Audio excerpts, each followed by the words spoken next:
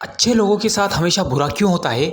गीता में श्री कृष्ण ने अर्जुन को दिया है इस चीज़ का जवाब। अक्सर ये देखा गया है कि जो भी सत्य की राह पे चलता है, सच्चाई का साथ देता है और जो कभी किसी की बुराई नहीं करता, बुरा काम नहीं करता, फिर भी उसके साथ हमेशा बुरा ही होता है। और जो लोग बुरे होते हैं, जो बुरे काम करते हैं, वो हमेशा फलते फूलते हैं, उनके कारोबार में भी बरकत होती है और कभी भी उन्हें परेशानियों का सामना नहीं करना पड़ता। आखिर ऐसा क्यों?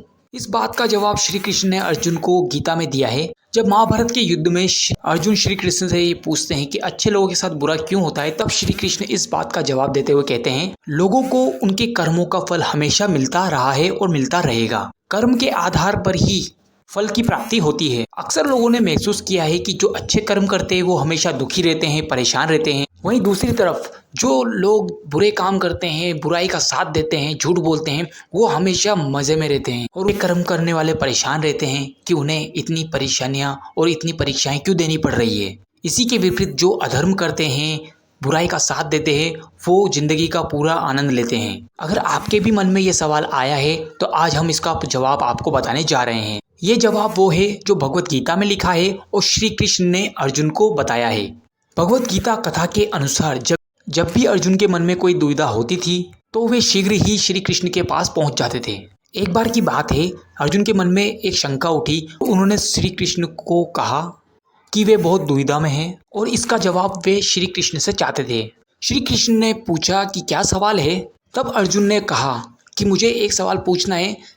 तब अर्जुन ने जवाब देते हुए कहा कि अच्छे लोगों के साथ हमेशा बुरा ही क्यों होता है, वहीं जो बुरे लोग होते हैं वो हमेशा खुशहाल रहते हैं, इसका क्या कारण है? अर्जुन के मुख से ऐसी बातें सुनकर श्री कृष्ण मुस्कुराए और कहा, मनुष्य जो भी सोचता है वैसा कभी नहीं होता, जबकि उसके मन में अज्ञानता के कारण वो सच्चाई नहीं समझ पाता। अर्जुन श्री कृष्ण की ये बात नहीं समझ पाए।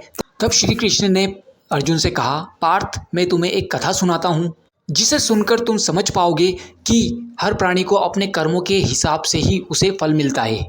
प्रकृति हर किसी को अपनी राह चुनने का मौका देती है और ये मनुष्य पर निर्भर करता है कि उसे धर्म की राह पे चलना है या फिर अधर्म का मार्ग अपनाना है। कथा शुरू करते हुए श्री कृष्ण ने अर्जुन से कहा कि एक नगर में दो पुरुष रहते थे, जिसमें एक पुरुष व्यापारी था जिसकी जीवन में धर्म की प्रधानता थी और पूजा पाठ पे यकीन रखता था, हमेशा सत्य के मार्ग पे चलता था और धर्म का पालन करता था। वहीं दूसरा पुरुष इसका विपरीत था। दूसरा पुरुष भी मंदिर जाता था, लेकिन पूजा पाठ करने नहीं, बल्कि मंदिर के बाहर रखे हुए जूते चप्पल चुराने के लिए। उसे दान धर्म से कोई लेना देना नहीं था। उसके इसी तरीके से समय बीतता गया और एक दिन बहुत जोर की बारिश हो रही थी। इस वजह से मंदिर में पुजारी के अलावा और कोई नहीं था। और ये बात जब दूसरे व्यक्ति को पता चली तो उसने कहा कि यह सही मौका है मंदिर का धन चुराने का, और वो निकल पड़ा मंदिर से धन चुराने के लिए। पंडित से नज़र बचाकर मंदिर का सारा धन चुरा लिया। उसी समय धर्म और कर्म में विश्वास रखने वाला व्यक्ति भी मंदिर पहुंचा। दुर्भाग्य से उसी धर्मात्मा आदमी को पुजारी ने चोर समझ लिया और जोर जोर से चिल्लाने लगा। कुछ ही देर में वहां लोग एकत्र हो गए और उस धर्मात्मा व्यक्ति को मारने लगे। किसी तरह बचते बचाते वो आदमी वहां से भाग निकला, लेकिन दुर्भाग्य ने उसका पीछा वहां भी नहीं छोड़ा। भागते भागते वो अचानक किसी गाड़ी से टकरा गया और घायल होकर नीचे जमीन पर गिर पड़ा। और जब वो व्यापारी लड़खड़ाते हुए अपने घर जाने लगा तो रास्ते में उसकी मुलाकात उस चोर व्यक्ति से हुई जिसने मंदिर से धन चुराया था।